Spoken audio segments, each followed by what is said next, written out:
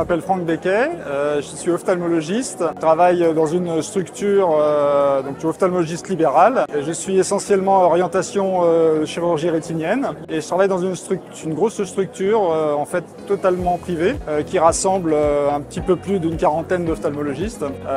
Donc finalement c'est pas tout à fait la même chose à gérer ou à travailler ou à faire intervenir ensemble que de travailler sur une plus petite structure. Donc je suis basé sur Nantes, à l'Institut ophtalmologique de l'Ouest, au sein de la clinique Jules Verne. Et on a démarré ce gros projet depuis 2019. Et auparavant aussi, mais surtout le projet s'est étoffé à partir de cette période-là. Alors il y a plusieurs sujets. Ce qui paraît évident au départ, c'est tout l'aspect environnemental, pour essayer de diminuer son impact sur l'aspect environnemental, voire essayer de...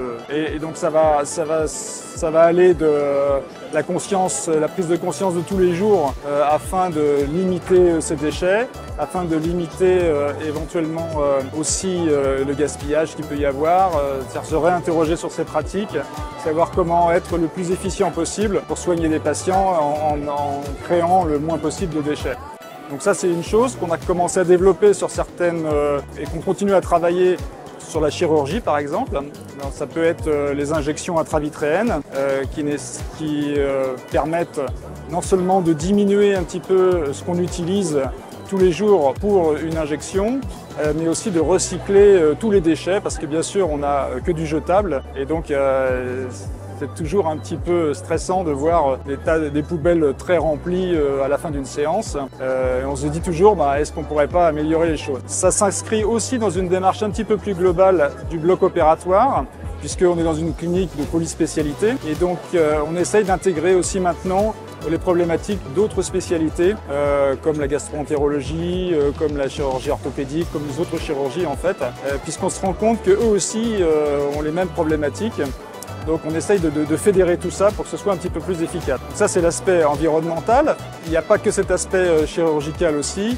Il y a donc tout l'aspect qui va viser à l'environnemental en ce qui concerne le déplacement du personnel par exemple. Donc là on étudie différentes possibilités, soit les possibilités de placer par des plateformes internet pour permettre d'un covoiturage plus efficace, soit des possibilités de remboursement ou d'aide à l'achat de billets de transport en commun.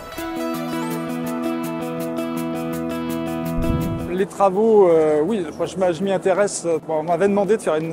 En fait, ça a débuté en 2019 à la SFO. Ils m'avaient demandé de parler du développement durable et de l'ophtalmologie. On en commençait à en parler un petit peu à l'époque, mais c'était pas très développé. Donc j'avais fait des recherches un peu là-dessus, voir ce qui se faisait à différents endroits en France, mais aussi dans le monde.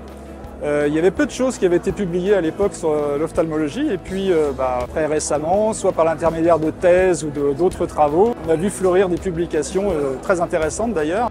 Donc c'est surtout à partir de là que j'ai commencé à m'y intéresser, mais aussi en voyant un petit peu l'état des choses à des moments différents. Je me souviens par exemple qu'au Vietnam, après j'y étais allé à la fin des années 2000, les plages étaient magnifiques, tout se passait bien et quand j'y suis retourné en 2018-2019, il y avait du plastique partout.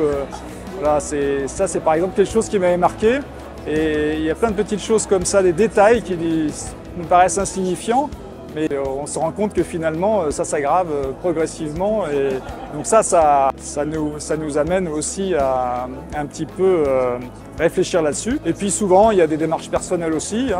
Pour ma part, tendance à devenir de plus en plus végétarien et donc ça doit accompagner aussi probablement ma réflexion par rapport à mon métier également.